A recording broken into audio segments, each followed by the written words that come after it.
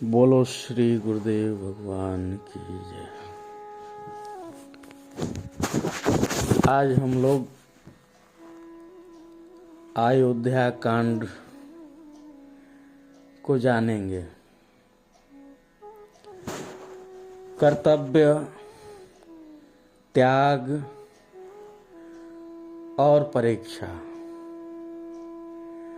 अयोध्या कांड से हमें पता चलता है कि हमें अपने कर्तव्य का पालन कैसा करना चाहिए। अयोध्या कांड से हमें यह पता चलता है कि हमें अपने कर्तव्य का पालन कैसा करना चाहिए, त्याग हमारा कैसा होना चाहिए। अयोध्या कांड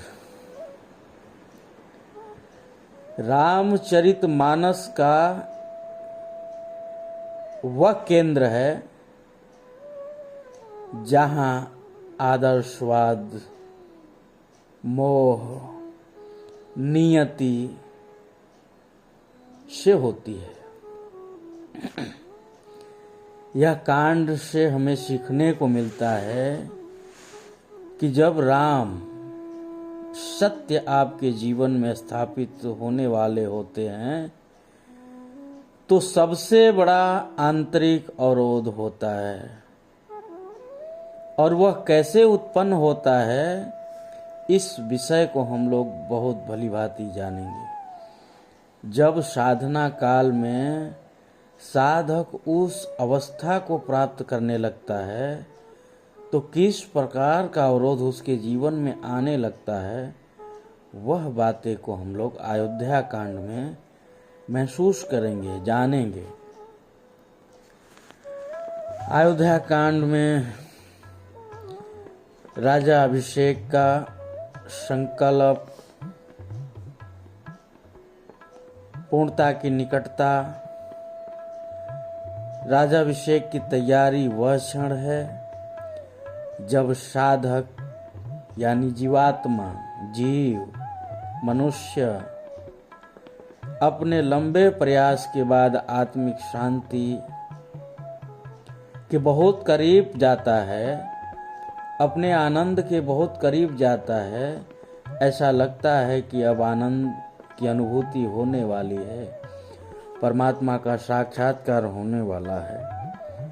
उसी समय खास करके अवरोध शुरू हो जाता है।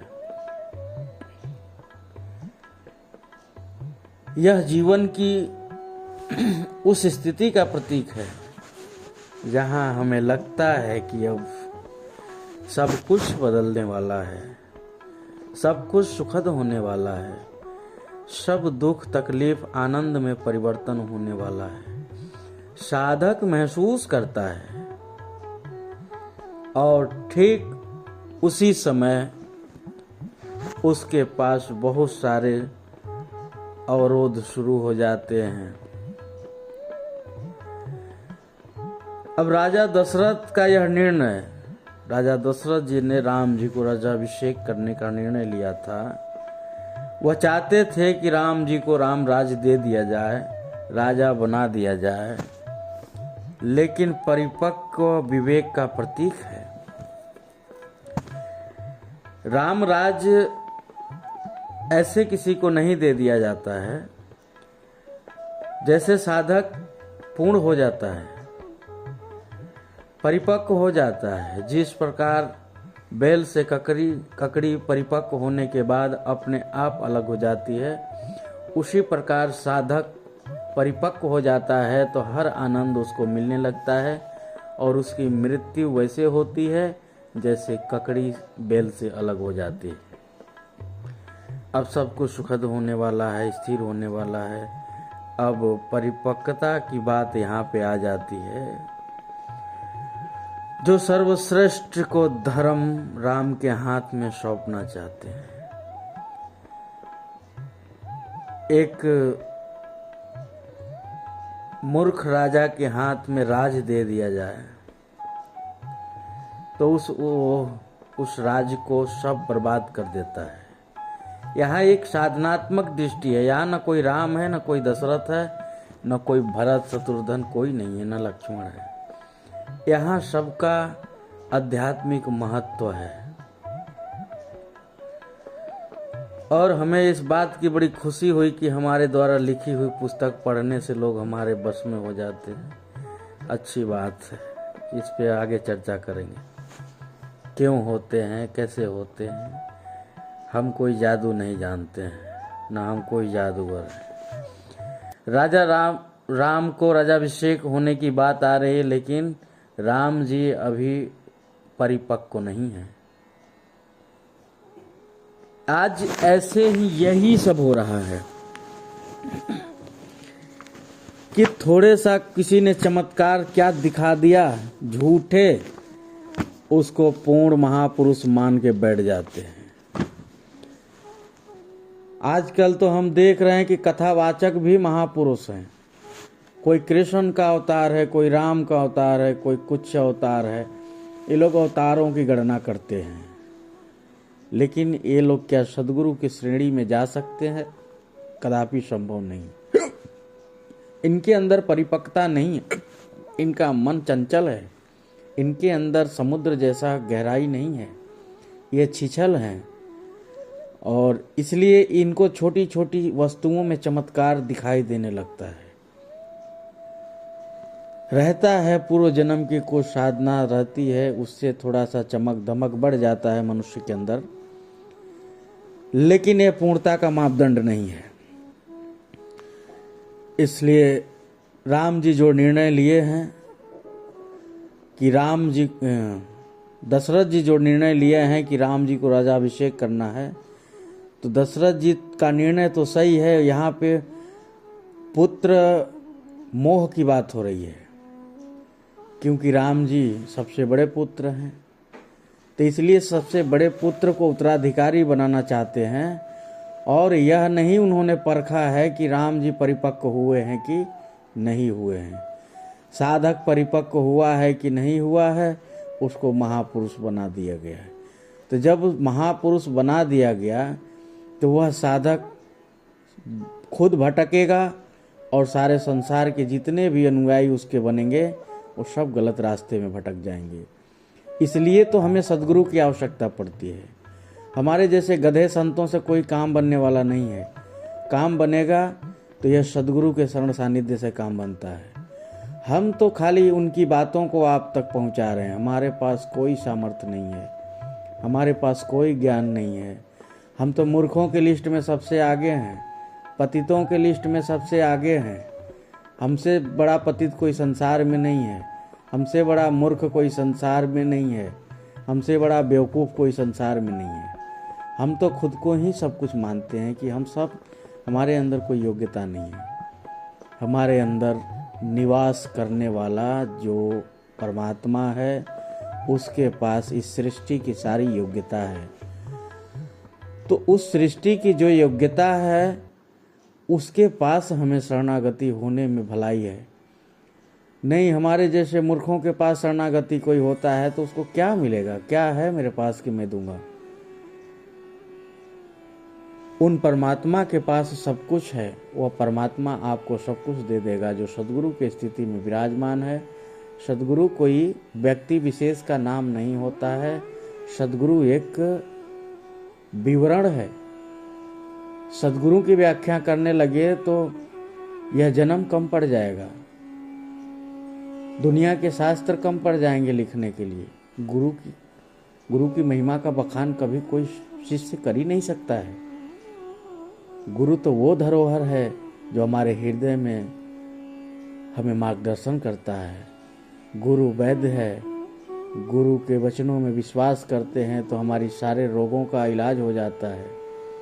गुरु मार्गदर्शक है, गुरु माता है, गुरु पिता है, गुरु हमारा मित्र भी है, गुरु हमारा भाई भी है। गुरु सब कुछ है, बस वह गुरु सद्गुरु होना चाहिए। यह सड़क पे घूमने वाले गुरु नहीं कि सड़क पे घूम रहे हैं और गुरु का टैग लगा के घूम रहे हैं, फोन करके ही दीक्षा दे रहे हैं। ये सब गुरु नहीं है, ये सब ढोंग फैलाने वाले हैं। इनकी आंखें तो खुली ही नहीं है, दूसरे की आंखें कैसे खोलेंगे? जैसे कुत्ते का पिल्ला होता है, उसकी आंखें बंद रहती है, भागता है, इधर उधर भागता है, वह कैसे दूसरे का आंख खोल सकता है? हमें तो वही जगा सकता है जो स्वयं जगा हो। नींद में सोने वाला हमें कैसे जगा सकता है। इसलिए यहाँ शरणागति हमें होना चाहिए।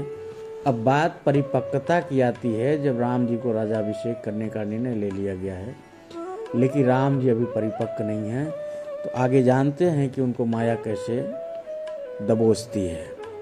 राम एक तत्व हैं, फिर भी मैं कह रहा हूँ, दशरथ के पुत्र को आप लोग राम न समझे। मैं आध्यात्मिक सत्संग कर रहा हूँ, बाहर की मैं रामायण की बातें नहीं कर रहा हूँ। राम एक सत्व के प्रतीक हैं जो आपके हृदय में निवास करते हैं, उन राम की मैं बात कर रहा हूँ। अब वह सब कुछ राम के हाथों में सौंपना चाहते हैं।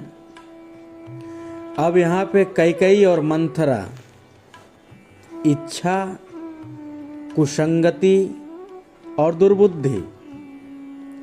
कैकेयी क्या है? अनियंत्रित इच्छा है। कैकेयी किसी बाहरी शत्रु का नाम नहीं है, बल्कि हमारे मन में छिपी हुई अतृप्त और अनियंत्रित इच्छा है।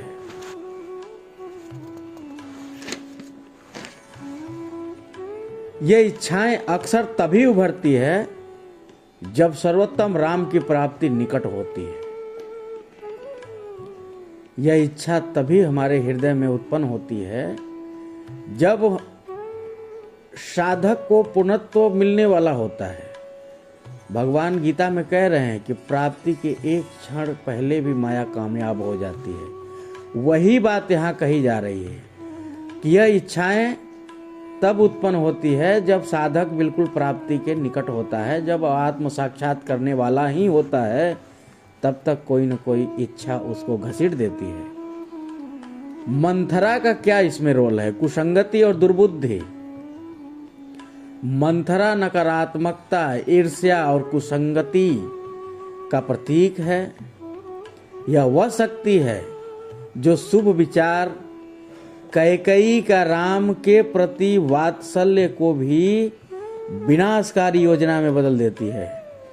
अब दुनिया भर का योजना आपने बना लिया, भैया ये करना है वो करना है, और उसमें इच्छाएं जागृत हो गई तो वो सारा प्लान धरे का धरे रह जाएगा। आप फिर इच्छाओं की पूर्ति में लग जाएंगे।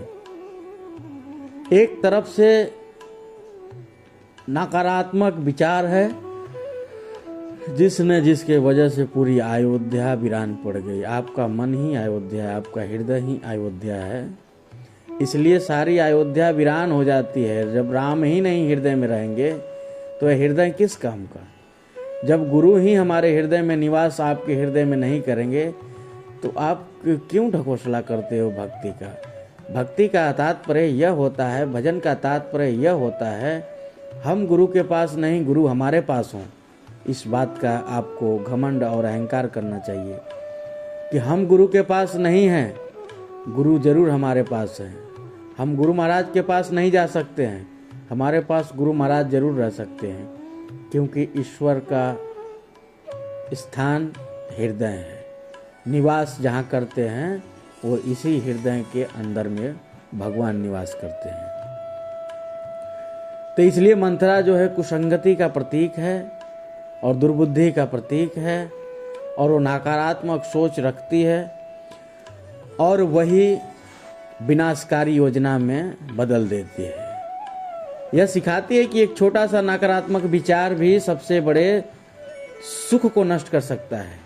कितनी बड़े मजे की बात, आनंद की बात है कि छोटे से भी नकारात्मक विकार यानी आसुरी संपद,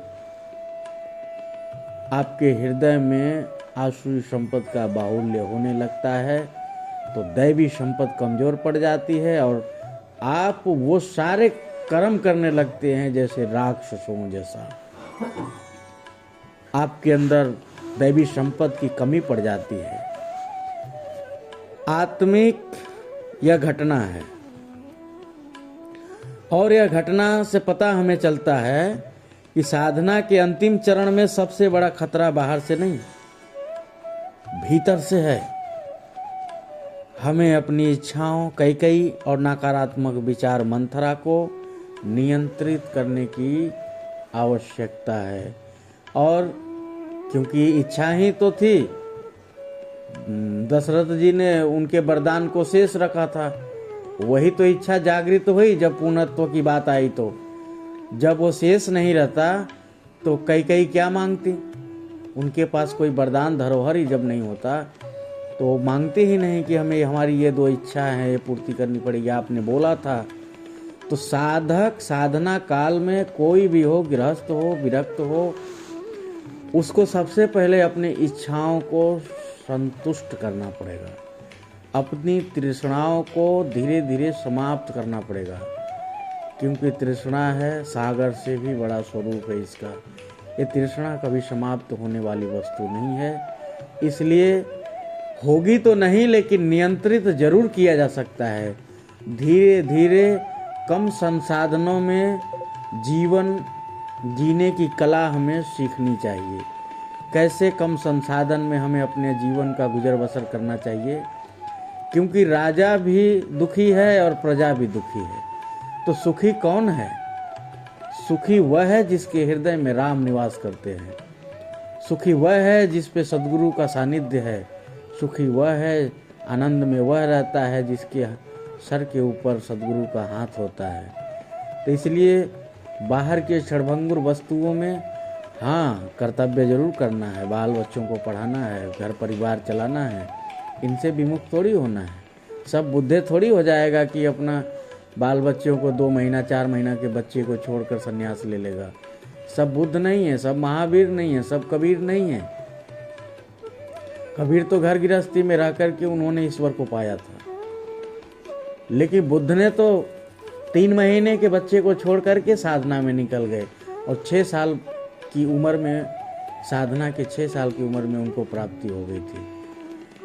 तो उसी प्रकार सब उस स्तर पे नहीं पहुंच सकता है। इसलिए घर गृहस्थी में रहते हुए हमें अपने तृष्णाओं को धीरे धीरे कम करना चाहिए। क्योंकि ये जो काम, क्रोध, लोभ, मोह, राग, द्वेष, ईर्ष्या है, इस पे तो बड़े बड़े ऋषि मुनि नहीं विजय पाए। तो आपको हम कैसे कह दें कि आप इस पे विजय पा जाओ, इनको त्याग दो? झूठे आपको हम आश्वासन दे दें, त्याग नहीं सकते हैं। तो इस पे धीरे धीरे संयम जरूर कर सकते हैं। हो सकता है आगे चल करके आप इस पर भी विजय पा जाएं।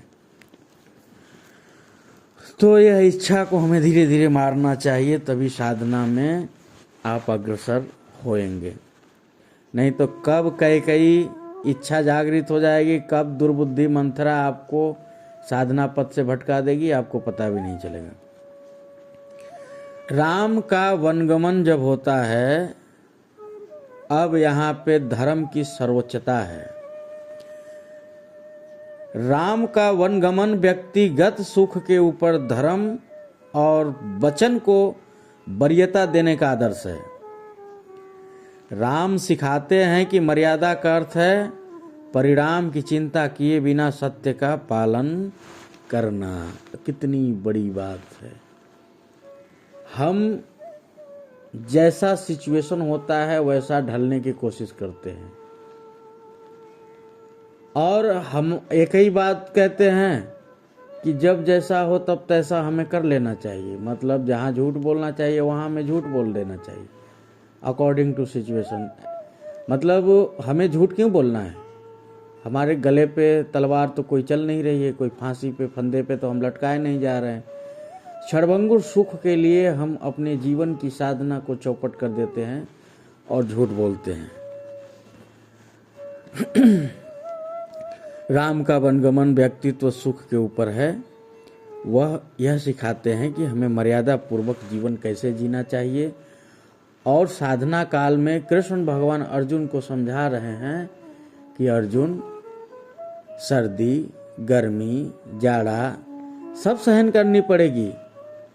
अब 18 दिन तो कुल मिला के युद्ध हुआ था, उसमें कहाँ सर्दी, कहाँ गर्मी, कहाँ जाड़ा बीत गई। तो ऐसा कुछ भी नहीं है, यह हमारे सब इंद्रियों से युद्ध है। आगे जानेंगे। मतलब ये कह रहे हैं कि मर्यादा का अर्थ परिणाम की चिंता किए बिना सत्य का पालन करना चाहिए। परिणाम कुछ भी हो जाए, हमें असत्य का साथ हमें नहीं देना चाहिए। ऐसा हमें अंदर से अपने विचार को बदल के रखना चाहिए।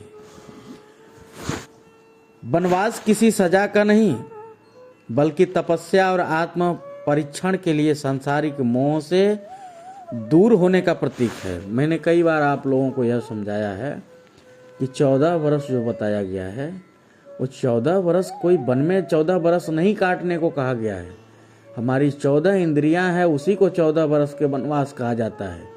जब साधक 14 इंद्रियों को संयम कर लेता है, तब जाकर के वह राजाभिषेक के लायक होता है, तब जाके पूर्ति प्रयत्न प्राप्ति के लायक होता है। तो यह कोई अभिशाप नहीं है, यह बल्कि तपस्या है, कोई सजा नहीं है। यह तपस्या के रास्ते पे चलने वाले प्रत्येक पथिक को, प्रत्येक साधक को इन सभी मार्गों से होकर के गुजरना पड़ता है। सभी इंद्रियों को धीरे धीरे नियंत्रित करना पड़ता है। यह न सोचिए कि आज ही साधना शुरू की और आज ही इंद्रियों को नियंत्रित कर लिए, संभव ही नहीं है। यह कार्य बस बहुत धीरे धीरे सरलता का विषय है। जब किसी पत्थर में हाथ दब जाता है तो बड़े आराम से हाथ को निकाला जाता है। जल्दीबाजी करेंगे तो हाथ कट जाएगा। इसलिए आप साधना काल में जब प्रवेश किए हैं तो आपको धीरे धीरे इंद्रियों को संयम करना है। अचानक से कोई कार्य करेंगे तो आपका मन ही विरोध कर बैठेगा। इसलिए धीरे धीरे अपने मन, कर्म, वचन को नियंत्रित करें। और यह साधक के लिए जंगलों में किसी जाने की साधना प्रतिनिधित्व करता है, यानी एकांत। यह जंगल में जाने से एकांत नहीं मिलता है। मन तो हमारे साथ है, दिमाग खोपड़ी तो हमारे साथ ही काम कर रही। हम 100 फीट गड्ढे में चले जाएं फिर भी हम सर को काट के तो जाएंगे नहीं, वहां भी विचार चलेंगे। कहीं जंगल में, कहीं गुफा में जाके बैठ जाओ, वहां भी विचार चलेंगे। अपने अंतःकरण में एकांत को बनाइए। जैसे भगवान परमहंस जी महाराज चलते चलते भजन कर लेते थे, फुटपाथ पे लेटे लेटे भजन कर लेते थे, बाजार के भीड़ों में भजन कर लेते थे। क्या उनको बाहरी शोरगुल परेशान नहीं करता?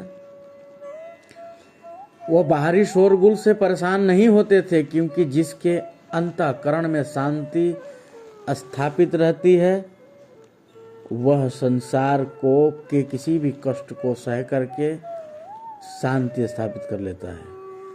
जैसे नीलकंठ वर्णी जी जब अपना घर 11 साल के वर्ष में छोड़ करके उफनती हुई यमुना जी में छलांग लगाया था उन्होंने, मात्र 11 वर्ष की आयु में। और अंदर जा करके वो ध्यान करने लगे थे। तो जब बाहर वो निकले तो उनसे किसी ने पूछा कि आप तो बाल योगी हो और प्रभु आपने इस भयंकर उफान भरी नदी में आपने छलांग कैसे लगा लिया और फिर आप वापस भी आ गए? उन्होंने क्या सुंदर जवाब दिया, शांत मन बाहर के सारे अवरोधों को शांत कर देता है। एक शांत मन का व्यक्ति बाहर के तमाम विकारों को भी अपने हृदय में शांति की दृष्टि से देखने लगता है, समाहित कर लेता है। इसलिए अगर आपका मन शांत है तो आपके अंदर आए हुए व्यक्ति भी आपको शांत नजर आएगा और आपके पास जो व्यक्ति आएगा उसको भी शांति महसूस होगी। आप प्रसन्न रहेंगे तो आप सबको प्रसन्नता बांटेंगे, आप दुखी रहेंगे तो आप सबको दुख के नज़र से देखेंगे और आपके पास आए हुए प्रत्येक व्यक्ति दुख ही महसूस करेगा। इसलिए शांत अंदर का विषय है, हमें अंदर से शांति बनाना चाहिए, बाहर से कहीं कुछ नहीं रखा है। अब यहाँ पे सीता लक्ष्मण का साथ जो है, सीता क्या है? निष्ठा और समर्पण के प्रतीक हैं। वह आत्मा की शक्ति है जो कष्ट में भी धर्म राम का साथ नहीं छोड़ती। यहाँ तो लोग एक कोई संकट आ जाए किसी के ऊपर तो लोग साइड से निकल जाते हैं, जी चुराने लगते हैं कि कब क्या करना पड़ जाए। लेकिन वह शांति रूपी सीता, प्राण रूपी सीता, धर्म के साथ देने वाली सीता किसी भी स्थिति परिस्थिति में धर्म राम का साथ नहीं छोड़ती है। इसलिए उनको शांति रूपी सीता माता कहा गया है। वह राम के साथ रहेंगी तभी राम आनंद की अनुभूति करेंगे, तभी प्राप्ति कर पाएंगे। जिस प्रकार भगवान शिव के साथ शक्ति रूपी पार्वती जी हैं, उसी प्रकार भगवान श्री राम जी के पास भी शांति रूपी माता सीता है। क्योंकि भगवान श्री राम जी का स्वरूप और स्वभाव सब आनंद देने वाला है। लक्ष्मण का जो स्वभाव है जागरूकता और सेवा का प्रतीक है। रात भर लक्ष्मण जी भगवान की पहरेदारी करते थे, चरण दबाते रहते थे, भगवान की सेवा में रहते थे और जागरूक रहते थे। लक्ष्मण की तरह हमें जागरूक हो करके भगवान की सेवा को निरंतर मन से करने चाहिए, कहीं त्रुटि न हो। इसलिए मानस पूजा बताया गया है। वह विवेक है जो हर परिस्थिति में सत्य राम की सेवा के लिए उत्सुक रहता है, तत्पर रहता है। वो सोचता है कि कब भगवान की सेवा मुझे मिले, कब मैं भगवान। इसी प्रकार जो साधक होता है सदगुरु की सेवा वो किसी न किसी माध्यम से ढूंढ लेता है, क्योंकि सदगुरु उपलब्ध हैं और वह सभी के अंदर समाहित हैं। अब कोई किसी भी साधु महात्मा की सेवा करता है तो उन महात्मा की सेवा नहीं करता है, उन गुरु महाराज की सेवा करता है। कोई हमारी सेवा करता है तो हमारी सेवा नहीं है। हम पहले ही कह देते कि भगवान यह आपकी सेवा है, आप जानो और आपका काम जाने। हमारे नाम में मत चढ़ा देना कि ये तुम्हारी सेवा किया है। ऐसा कदापि नहीं होना चाहिए। हम भी तो भगवान से लड़ते हैं ना। हम कहते हैं वो आपको जान के सेवा कोई कर रहा है, कोई भक्त सेवा कर रहा है तो वो आपको जान के कर रहा है कि हम गुरु महाराज की सेवा कर रहे हैं। आप हमारे लिस्ट में मत जोड़ देना कि ये तुम्हारी सेवा है। नहीं, हम भरते भरते मर जाएंगे, जीवन में कभी नहीं भर पाएंगे। तो ये जो कुछ भी टूटी फूटी जो लोग भी हम सब की सेवा, संतों की सेवा करते हैं, वो सब भगवान गुरु महाराज की सेवा है। इसलिए कभी किसी के मन में यह भ्रम न उत्पन्न हो जाए कि हम महाराज की सेवा करते हैं। महाराज की औकात क्या है कि कोई किसी से सेवा करवा लें। हम गुरु महाराज के पास उनके शिष्य नहीं होते, उनसे जुड़े नहीं होते तो कोई हमें दो रोटी नहीं पूछता। और आज तो भगवान ने इतना हमें फूलों पे बैठा रखा है कि लोग क्या बताएं। सब उन महापुरुषों की कृपा है। उन्हीं के शरण सानिध्य में सभी जीव आनंद करते हैं, कुत्ते बिल्ली तक आनंद करते हैं। तो हम तो मनुष्य तन में हैं तो हम क्यों नहीं आनंद करेंगे। हमारे पिता हैं वो, हम उनके पुत्र हैं। इसीलिए जो सेवा है, सेवा कोई दिखावे की वस्तु नहीं है। सेवा एक भाव है, सेवा एक समर्पण है। सेवा वो जो कुछ भी जो करता है वो सब भगवान की सेवा समझ के करना चाहिए। इसलिए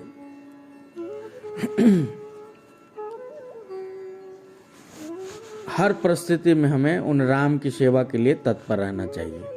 हमें मौका ढूंढना चाहिए कि कब ऐसा मौका मिल जाए कि हम भगवान की सेवा कर सके, टूटी फूटी सेवा कर सके। और एक बात और महत्वपूर्ण बता दें आप लोगों को, जीवन के हमारे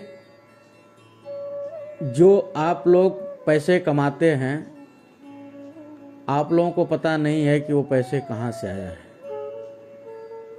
आपने तो मेहनत किया है, इसलिए आपको बदले में वो पैसा मिला है। लेकिन वो पैसा किसके हाथ से आया है? हो सकता है किसी का मर्डर करके आया, हो सकता है अपहरण करके आया हो सकता है चोरी करके आया हो। आप तो दोषी नहीं हैं। आपने तो मेहनत किया, 12 घंटे अपने खड़े होकर के पसीने बहाए हैं, इसलिए वो आपको पैसा मिला है। लेकिन वो पैसा आया कहाँ से है ये आपको पता नहीं है। तो वो पैसा जहाँ से आया है उसका भी संस्कार, उसका भी प्रारब्ध उन पैसों में लगा है। इसलिए अपने कमाई के अंश से 10% हमें अपने गुरु महाराज के प्रति समर्पित कर देना चाहिए।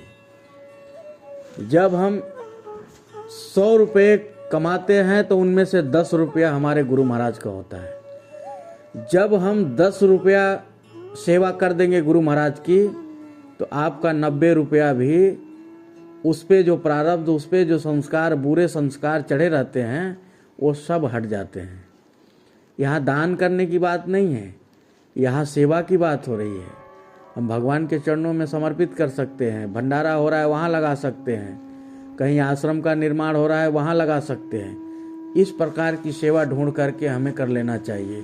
कोई रोगी दुखी बीमार है उसको सेवा कर लेना चाहिए, कोई किसी के पास कपड़े नहीं है उसकी सेवा कर लेना चाहिए। कुल मिला करके हमें अपने कमाई के अंश से कुछ अंश अपने गुरु महाराज के प्रति समर्पित कर देने से वो सारा धन पवित्र हो जाता है। वह जब आपके पास धन रहेगा तो उसमें उन्नति होती है, वरना वो संस्कार इतने लागू हो जाते। लोग कहते हैं कि हम इतना कमाते हैं, हमारा पैसा कहाँ चला जाता है। अरे जाएगा ही वो, आपको नहीं पता है कि वो कहाँ से आया है। आप भले ही मेहनत किए हो, लेकिन पैसे कहाँ से आया है ये आपको पता नहीं। ये पता केवल गुरु महाराज को है। गुरु महाराज को कोई मिठाई, पैसे, फूल, आपके किसी वस्तु की आवश्यकता नहीं है। यह तो आपके आत्म कल्याण की वस्तु की बात हो रही है। वहाँ तो स्वयं लक्ष्मी सेवा कर रही हैं, कुबेर झाड़ू पोछा कर रहे हैं, वहाँ कहाँ समुद्र में पैसे की कमी है। लेकिन आपका जो कर्तव्य है गुरु के प्रति, वह समर्पित होना ही चाहिए आपको किसी न किसी माध्यम से। दशरथ का अंत यह बताता है कि मोह पुत्र के प्रति बहुत अत्यधिक है। जब राम को वनवास होता है तो 10 इंद्रियां दम तोड़ेंगी, ये तो पता है। जब साधक उस अवस्था में साधना करने के लिए उत्सुक हो जाता है तो सबसे पहले इंद्रियां ही दम तोड़ेंगी। तो दशरथ का अंत ही है कि 10 इंद्रियों का अंत होना। 10 रथ पे चलने वाले, मतलब हमारी जो इंद्रियां हैं वो इतने मन को भटकाती हैं कि जैसे कि पवन के समान। तो उनका दमन करना, उनको पहले समाप्त करना पड़ेगा, उनका अंत करना पड़ेगा। अब मोहग्रस्त मन, दशरथ इंद्रियों पर शासन करने वाला मन था। दशरथ किसको कहते हैं? जिसने 10 इंद्रियों को संयम किया। दशानन किसको कहते हैं? जिसने 10 इंद्रियों को जागृत किया। तो यह क्या है? इंद्रियों का राजा है। दशरथ क्या है? इंद्रियों का राजा और मोहग्रस्त मन है, जो पुत्र के मोह में इतना फंस गया है कि अपने ही वचन के कारण टूट गया, नष्ट हो गया। इंद्रियां सदैव चाहती हैं कि सुख भोगना, और साधक चाहता है इंद्रियों को संयम करना। यही तो संघर्ष है, यही तो युद्ध है। अब जब साधक जीतता चला जाता है तो इंद्रियां सारी नष्ट होती चली जाती हैं। दशरथ का वियोग में प्राण त्यागना यह दिखाता है कि जब मन दशरथ मोह और आसक्ति के सामने हार मान लेता है और सत्य राम से विमुख होता है तो उसे भारी कष्ट भोगना पड़ता है, जो अंततः मृत्यु, आध्यात्मिक पतन की ओर ले जाता है। तो यह इंद्रियां क्या हैं? दशरथ हैं। दशरथ 10 इंद्रियों के राजा हैं, और वो उनको समाप्त किए बिना साधक अध्यात्म पथ में कभी भी अग्रसर नहीं हो सकता है। अब आइए जानते हैं भरत का चरित्र क्या है। भरत का चरित्र त्याग और अनन्य भक्ति के प्रतीक है। भरत का चरित्र त्याग और भक्ति की उच्चतम परिभाषा है। उनका राजपाट सुख और वैभव को ठुकराना यह दिखाता है कि सच्चा भक्त सांसारिक वस्तुओं को मूल्यहीन मानता है। साधना काल में साधक जब भजन करता है तो उसे सांसारिक क्षणभंगुर वस्तुओं को बिल्कुल उस मिट्टी के समान समझना चाहिए। सोना हो या कंचन हो या हीरा हो, मोती हो, इनसे क्या लेना देना है।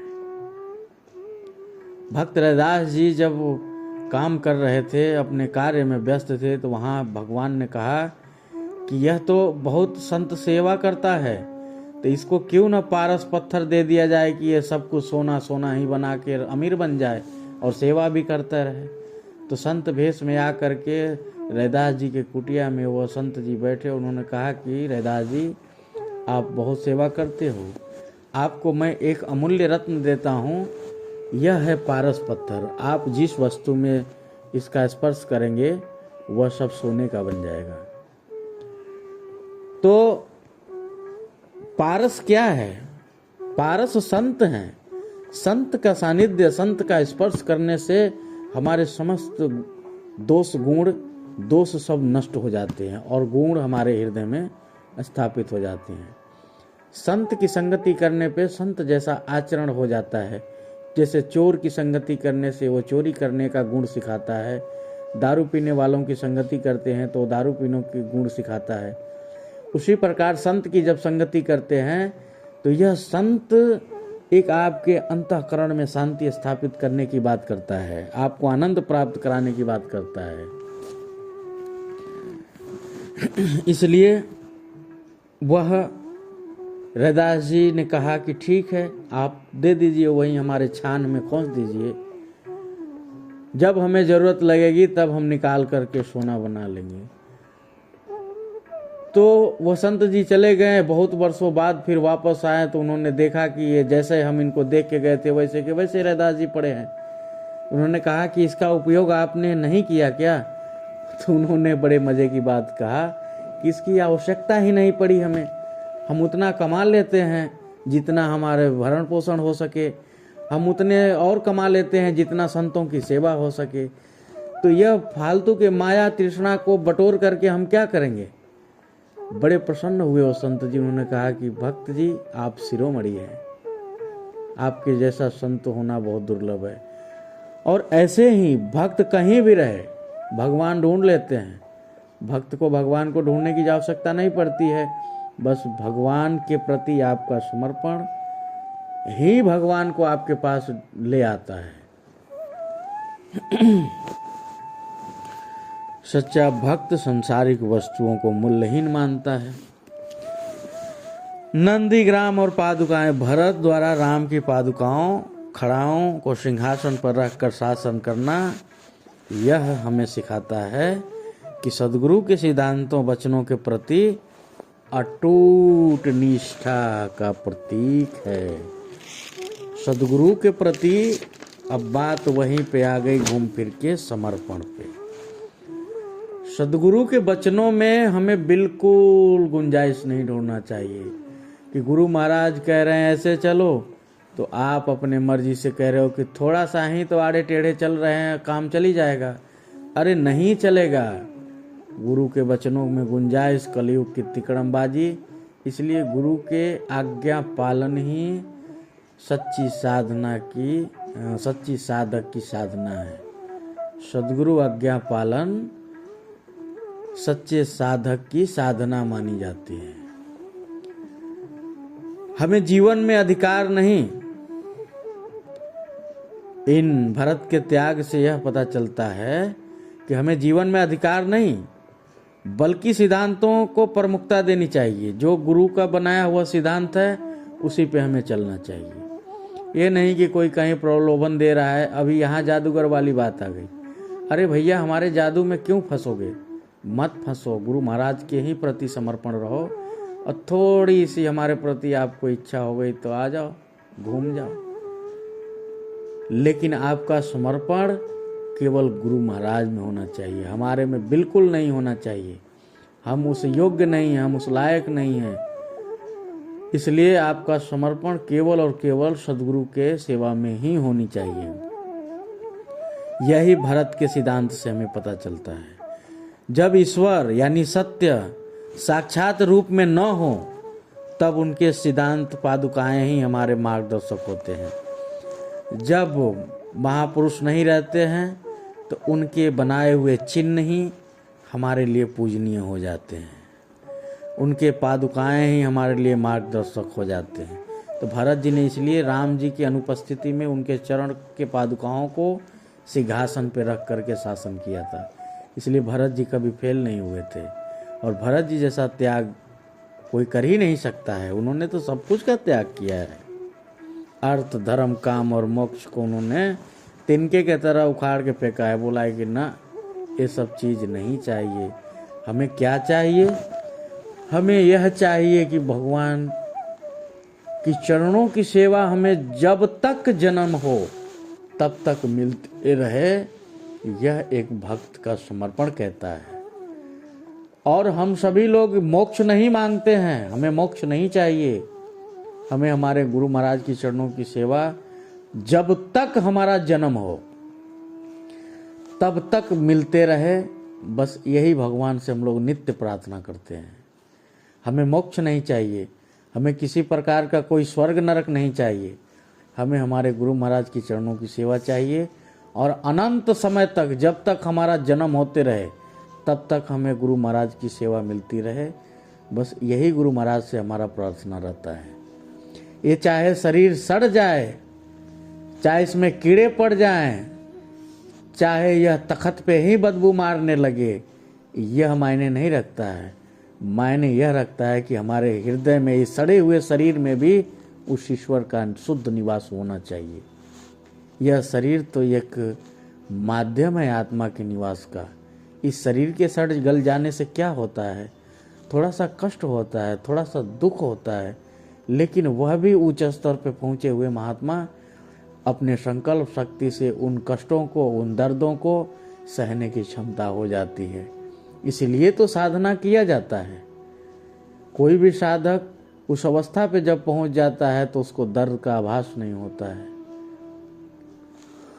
और धीरे धीरे धीरे धीरे इन सब चीज़ों पे विजय पाते चला जाता है। उसके हृदय में राम राज की स्थापना होने लगती है।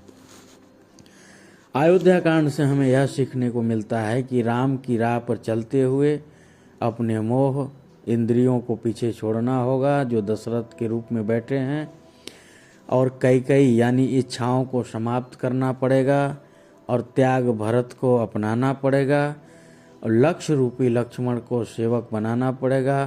तब आपका आध्यात्मिक जीवन पूरे समृद्ध हो सकता है। इसलिए हम आप लोगों को समझाने योग्य तो नहीं है, लेकिन दिन प्रतिदिन हम कोशिश करते हैं कि आप सबको दो शब्द भी भगवान की वाणी हमारे माध्यम से सुनने को मिल जाए तो मैं अपने जीवन को धन्य समझता हूँ। किसी के पास फुर्सत नहीं है आपको समझाने के लिए। सब तो भले ही कोई साधु बन गया है, लेकिन इतनी व्यस्तता है आजकल। हम साधुओं को कभी कभी नेट खोल लेते, देखते फेसबुक पे, तो जो लाइव चल रहे हैं वो लाइव चल रहे हैं, वो लाइव। अरे क्या बताना है किसी को? बताने की वस्तु जो है वो तो बता ही नहीं रहे हो। फालतू के गपोड़ की बातें कर रहे हो कि मैं यहाँ आ गया, मैं वहाँ आ गया, मैं ये नाश्ता कर रहा हूँ। ये सब कोई चीज़ बताने की वस्तु है? बताने की वस्तु तो साधना की लाइन है, जो कर कि साधकों को अग्रसर करना है साधना पथ में। वो बातें तो कोई बता ही नहीं रहा है। फालतू की बातें, यहाँ की बातें वहाँ, वहाँ की बातें वहाँ।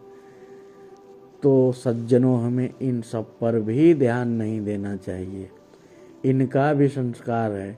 यह भी काट रहे हैं, आप भी काट रहे हैं। वह भी प्रारब्ध मिटा रहे हैं, आप भी मिटा रहे हैं। बशर्ते यही है कि हम सभी लोग बहुत भाग्यशाली हैं कि हम सभी को गुरु महाराज मिले, और गुरु महाराज के मिलने के बाद हम सभी का संशय अपने हृदय से नष्ट हो गया। उनकी गीता पढ़ने से हमारे हृदय के सारे विकार मिट गए। हमारे सभी हृदय के अंदर प्रकाश फैल गया, अंधकार मिट गया। जैसे कहते हैं तस्मै श्री गुरुवे नमः। तस्मै श्री गुरुवे नमः का अर्थ होता है वह गुरु जो हमारे हृदय से अंधकार को मिटा के प्रकाश को स्थापित कर दे। इसीलिए कहते हैं तस्मै श्री गुरुवे नमः। गुरु की महिमा का बखान कोई सृष्टि में नहीं कर सकता है।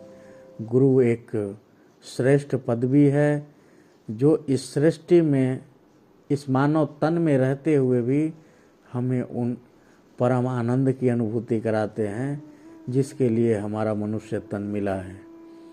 इसलिए ऐसे गुरु महाराज के श्री चरणों में हमें बारंबार प्रणाम करते हुए भगवान से क्षणभंगुर वस्तु को मत मांगो। भगवान से मांगना ही है तो भगवान को ही मांग लो। उनसे क्या मांगना है? ये तुच्छ वस्तु जो कर की आज नहीं तो कल छोड़ के ही चला जाना है। मांगना ही है तो आत्म कल्याण की वस्तु मांगो। चोरी करना ही है तो बड़ी चोरी करो। डाका डालना है तो बड़े बैंक लूटो। ये छोटी मोटी चोरी करके बदनामी कराने का कोई तात्पर्य ही नहीं है। बदनामी करानी है तो बड़ी बदनामी करो। इसलिए जब पाना ही है तो ये क्या तुच्छ मुक्ष वस्तुओं के पीछे पड़ना है। मांगना है तो भगवान को मांग लो, आनंद धाम को मांग लो। जो आनंद सिंधु सुख राशि, उन ईश्वर को मांगो जो आनंद के धाम है। और वह आनंद के धाम में विराजमान होके हम सभी साधकों को आनंद की अनुभूति कराते हैं। इसलिए ऐसे सद्गुरु के शरण सानिध्य में हमें रहना चाहिए। और आज का प्रसंग यहीं समाप्त होता है। बोलो श्री सद्गुरुदेव भगवान की जय।